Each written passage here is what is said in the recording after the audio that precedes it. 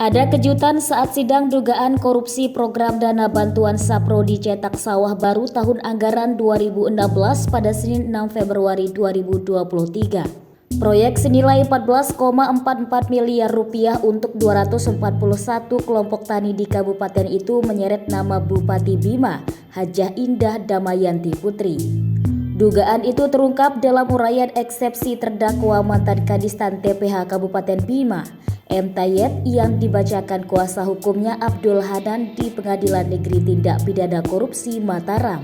Terdakwa M. Tayyep mengungkapkan, uang itu diserahkan bawahannya Muhammad yang saat itu menjabat Kabid Rehabilitasi dan Pengembangan Lahan. Namun demikian, penyerahan uang itu di luar tanggung jawabnya sebagai kepala dinas. Bagaimana reaksi Bupati Bima atas tudingan itu? Berikut klarifikasi Bupati Bima melalui Kabak Forkopim Setda Bima, Ian Suryadin. Yang dituduhkan itu pertama karena ini sudah masuk ranah hukum, Bupati menyerahkan proses itu kepada aparat penegak hukum untuk memprosesnya, dan beliau menghormati proses hukum yang sedang berlangsung, dan kepada pihak-pihak yang menyampaikan tuduhan atau adanya unsur keterlibatan itu agar membuktikan di persidangan agar hal seperti ini tidak menjadi fitnah lah. Silakan saja dibuktikan di persidangan. Ya, itu kan pengakuan dari pihak-pihak yang berperkara dalam bentuk eksepsi, ya kalau tidak salah itu pembelaan diri. Nah, Ibu Bupati tidak tahu menahu dengan apa yang dituduhkan tersebut. Misalnya, kalaupun misalnya yang bersangkutan menyampaikan ada aliran dana, itu harus dibuktikan di pengadilan, bagaimana transaksinya, kapan waktunya. Nah, itu kan semua harus dibuktikan secara hukum di sana, supaya nanti kan terang benderang gitu. Artinya nama Bupati tidak hanya menyeret nama orang, tapi bisa membuktikan gitu. Supaya ini tidak menjadi presiden buruk bahwa di saat Bupati ini menegakkan pemerintahan yang bersih, ya ada pihak yang mencoba untuk mengait-kaitkan beliau sebagai kepala daerah dengan kasus hukum yang menimpa para pejabat. Kalau itu terjadinya itu kan kadisnya ini itu dulu namanya Kadis Pertanian dan Tanaman Pangan, sebelum diubah menjadi Kadis Pertanian dan Perkebunan, dan ada Pak MT ini sebagai kadisnya, Pak M ini sebagai kabitnya, dan Ibu MS ini sebagai kepala seksi saat itu.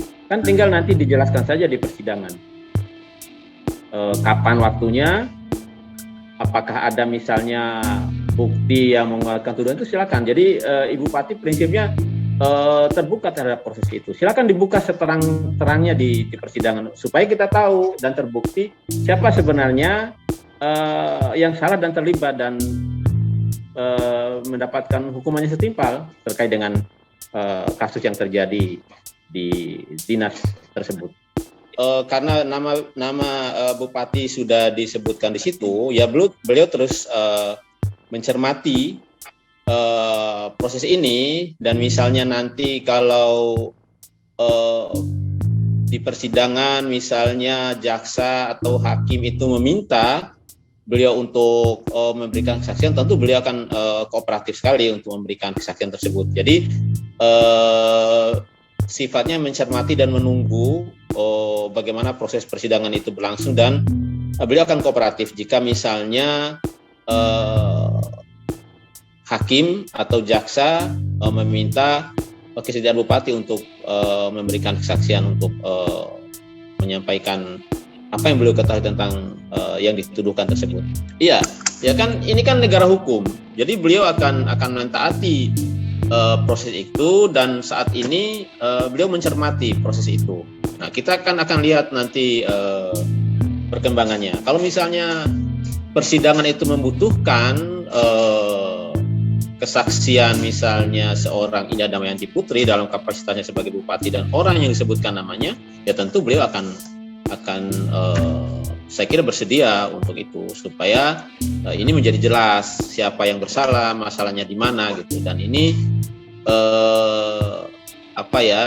supaya ini publik tidak menghakiminya. Nah itu. Nah yang paling penting supaya ini kan tidak menjadi fitnah di masyarakat. Apalagi beliau seorang pejabat publik ya kan, yang perlu memberikan contoh tentang bagaimana kita tengah berupaya membangun pemerintahan yang transparan gitu.